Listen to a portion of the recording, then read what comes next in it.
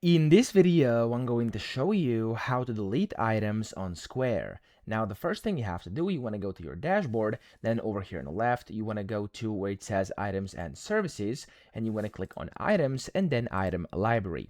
Now, when you open the item library, you'll see all your items over here, and then to delete them, it's actually super simple. You can go ahead and just select whichever one you want. So, for example, I'm just going to basically select this one, the t-shirt. I'm going to click on the three dots, and then you can click on this delete button at the bottom, and that item is going to get deleted. Okay, so as you can see, it's going to give you a confirmation window. Click on delete item and it's going to delete it. Now if you have multiple you want to delete, you can just go ahead and mark them like this, go to actions at the bottom, and you can click on delete over here, and that way you can basically bulk delete multiple items. Okay, so I'm just going to go with this one right now. I'm going to click on here just to show you, then I'm going to confirm it, and there we go, the item has been deleted. I hope this video helped you out. If it did, please subscribe to the channel and help me out as well.